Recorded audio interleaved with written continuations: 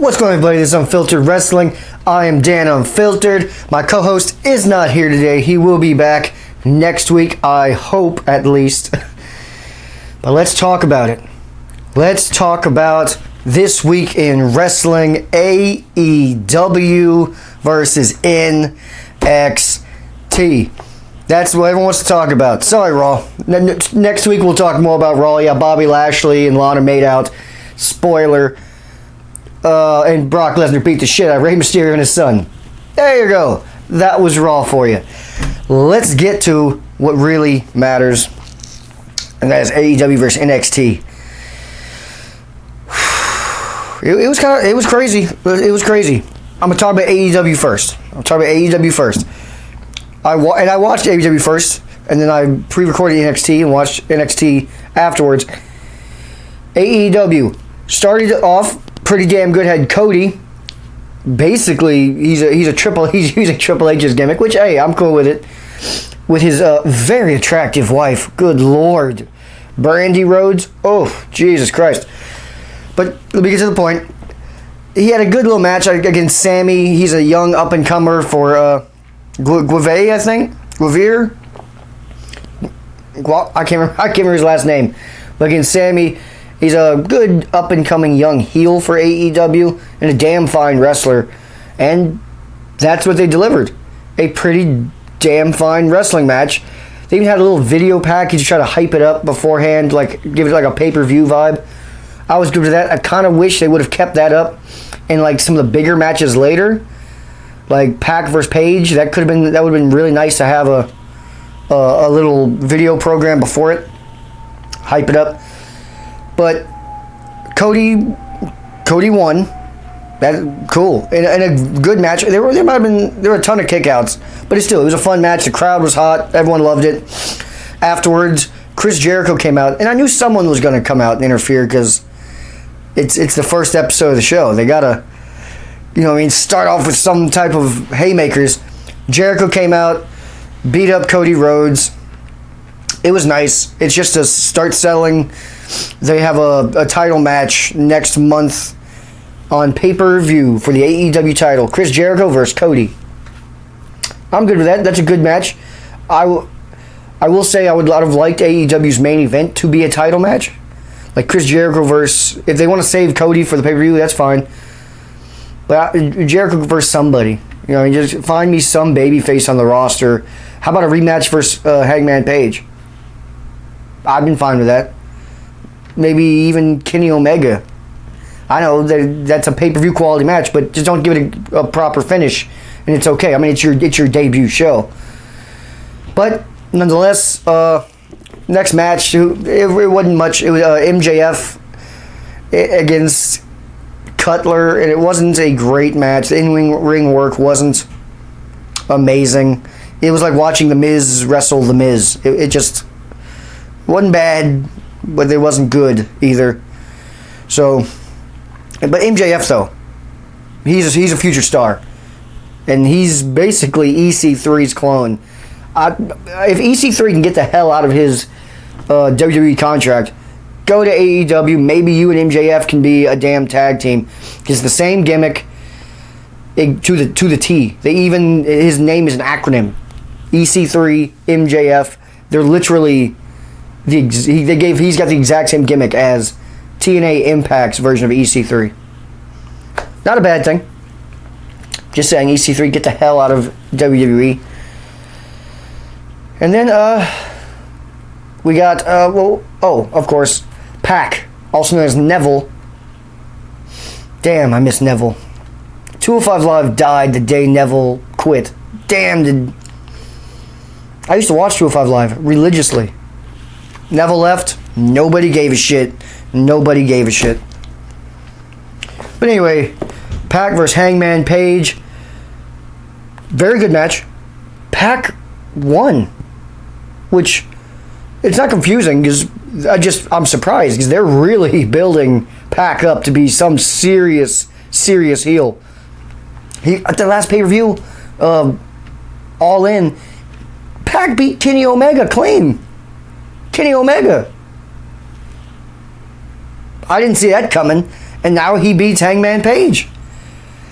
The only problem I have is Chris Jericho is a heel champion, and Pac looks like he deserves a goddamn title shot. I don't know. But I'm here for it. I like Pac. He's one of the best wrestlers and characters in the world. The bastard Pac. That just sounds great. It hits the ears beautifully. Yeah, damn fine match. Pac wins. Black Arrow, also known as formerly known as the Red Arrow, and then his Perry Saturn looking Rings of Saturn submission move. Can't what he calls it. Yeah, I can't remember what he calls it. Yeah, he won. Page tapped out. All right. Hopefully this isn't something bad for Hangman Page, since he's now lost 2 big matches in a row. But all right, cool. Then we had Rio versus Nyla Rose for the inaugural AEW Women's Title. Maybe the match of the night. Maybe the match of the night for AEW. Good match, like very good. And the crowd was. I want whatever the hell they smoked or drank at that show, because they were amped for the entire match. Like, I thought it was a good match, but they were super into it. They bought into everything, all of it. It was great. Like, Nyla Rose is gigantic. She's basically Nia Jax, maybe slightly smaller than Nia Jax, and Rio is a smaller Japanese woman, and Nyla Rose beat the hell out of her for 10 minutes, I guess, just all over the place. But when Rio made her triumphant, hot comeback, crowd, I won't say exploded, but they got super behind her. And shockingly, to me at least, because I thought almost for sure Nyla Rose was winning this match, not just because of the way the match was happening, but just based on the 2 characters and the hype, I thought Nyla Rose is winning this. Rio wins.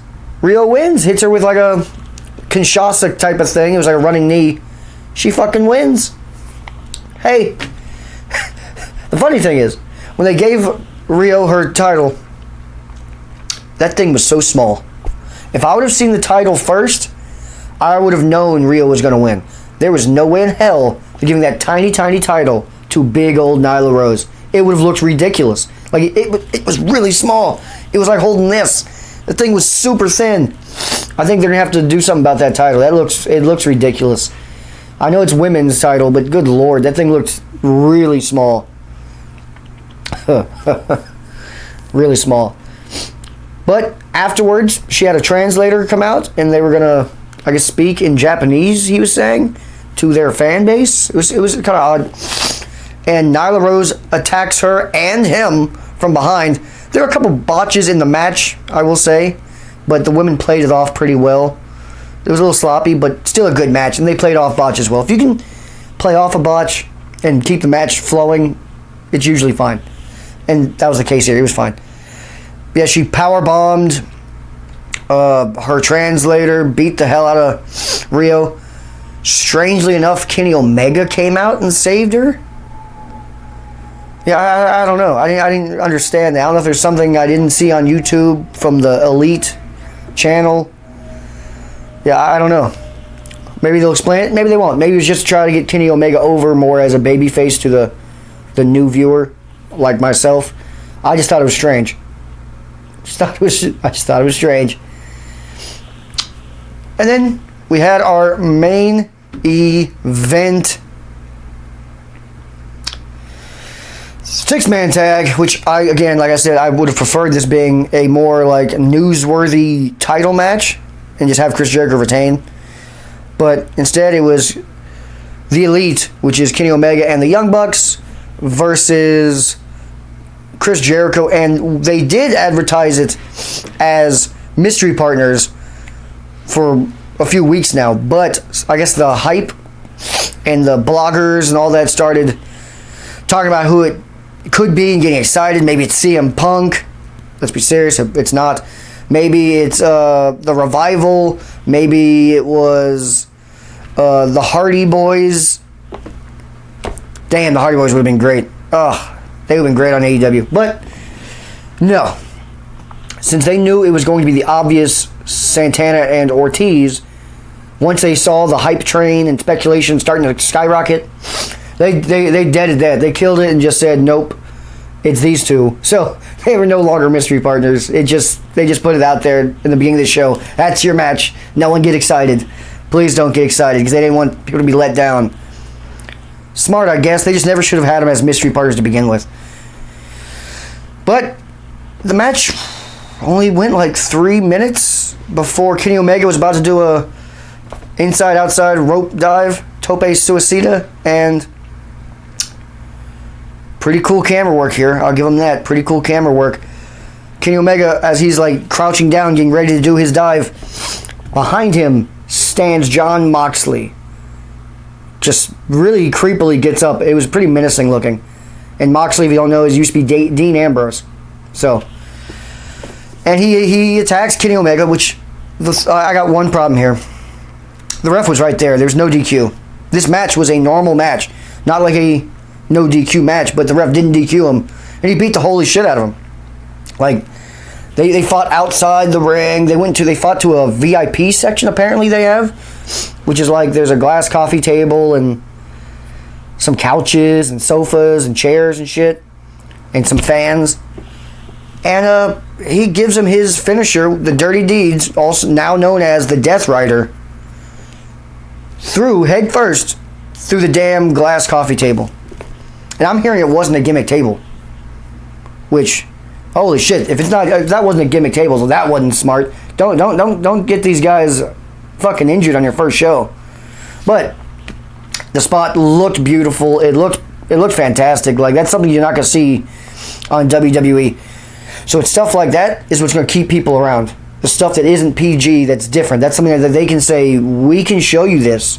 They cannot. So if I'm AEW, I show a little more.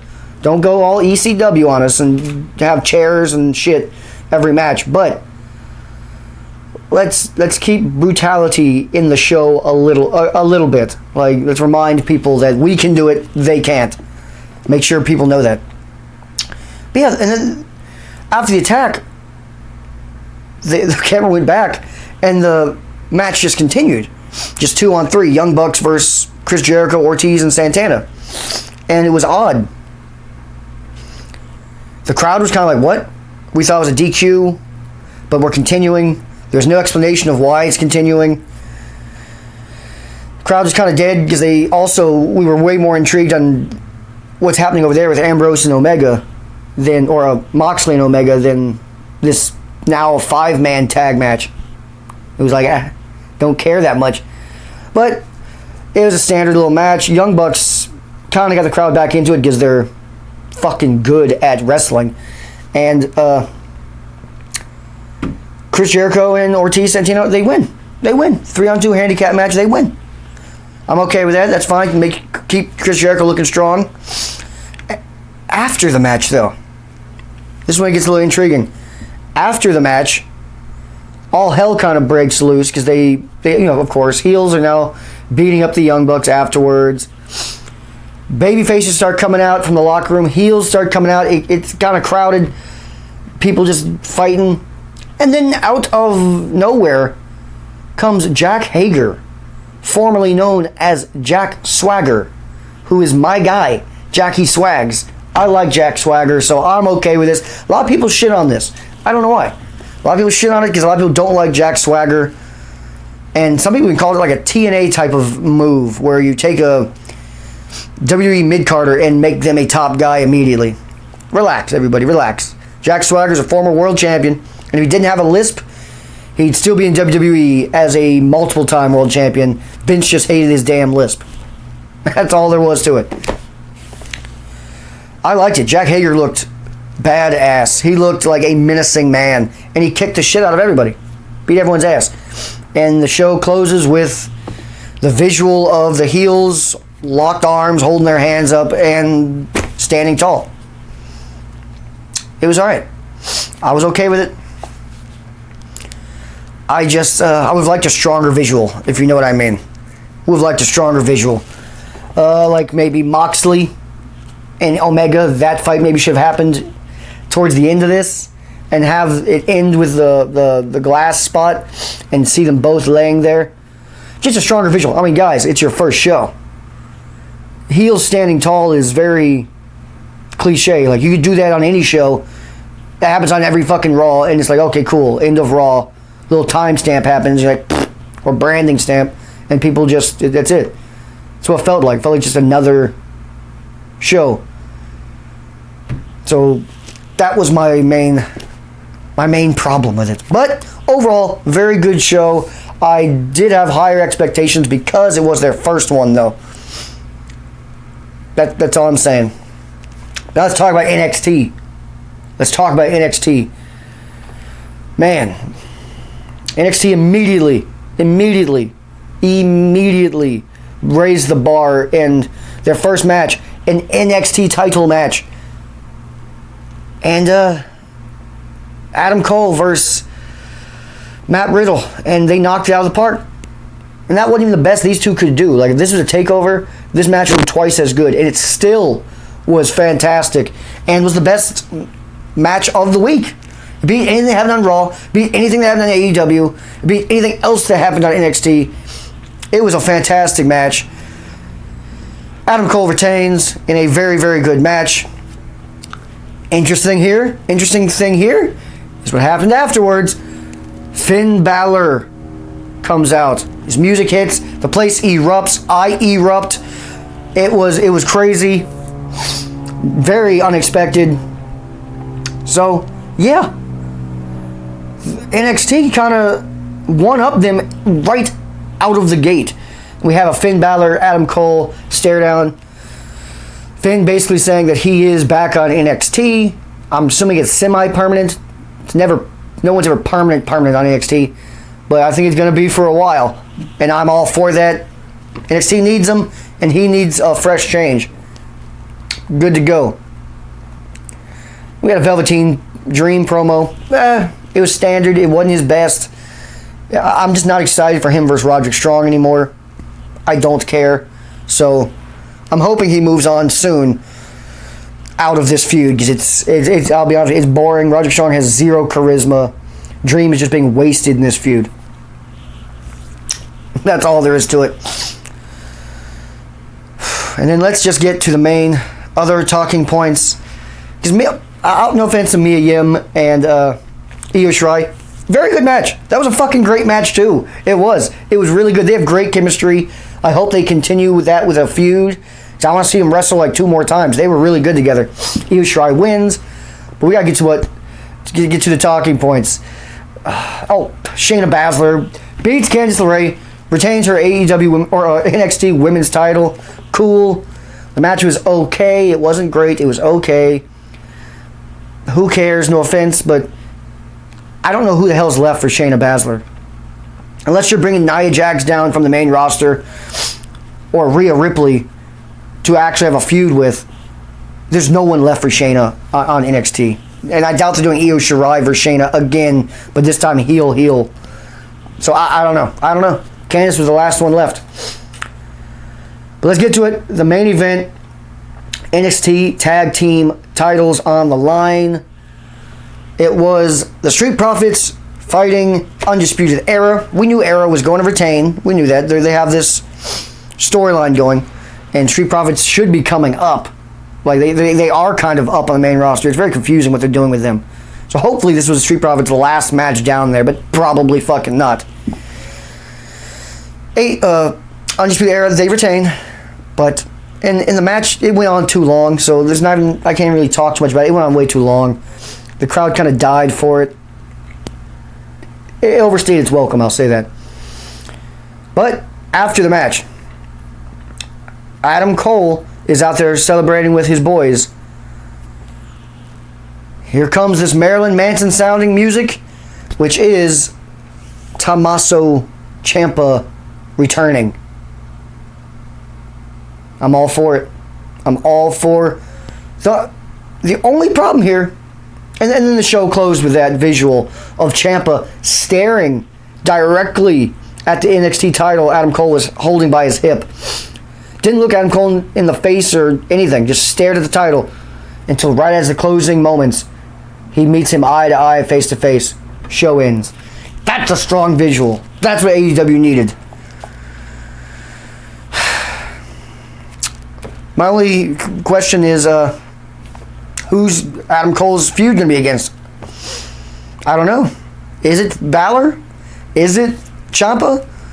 Is Ciampa and Balor going to have themselves a number one contender match? Are they going to do a triple threat? Are they going to throw Johnny Gargano in it since him and Ciampa still have unfinished business and make it a fatal four-way? No idea. But they got me excited. They make me want to see next week's episode. So, for this week, I have to say, NXT won. Now let me clarify. In the ratings, AEW did win. They damn near doubled them. Almost doubled them. And congratulations to them for that. I hope they can keep those ratings at least close to that. I don't expect them to keep it, let me say debut, I don't expect them to keep it that high forever, but stay in that realm. You know what I mean? Stay in that realm. But in terms of on-screen product, I thought NXT kind of, I won't say kicked their ass, but they kind of beat them to me kind of clearly. I also don't like AEW's presentation. It's very old WCW-ish. Like, the pyro's cheap. If you're going to have kind of cheap pyro, just don't do pyro. And please, can they sign CFO money or CFOS, whatever the hell they're called, the people that don't work for WWE anymore, but that used to do their themes? Hire them or Jim Johnston. Please, get one of those ex-WWE guys to make your theme music. It will change the entire vibe of your show. Because these themes were pretty god-awful. I don't remember any of them. None of them stood out. That's all I'm saying. And the Be Elite thing is terrible. I mean, come on now. The Young Bucks and Kenny Omega, the music you give them is basically the B team. It's fucking awful. Yeah, no. Don't do that. Don't do that. So hopefully they get their shit together, the presentation together. And I'll be back next week to talk about everything else. And SmackDown's move to Fox. Oh man, it's going to be a crazy one.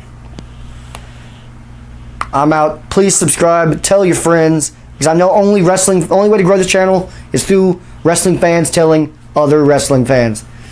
Appreciate you though, guys.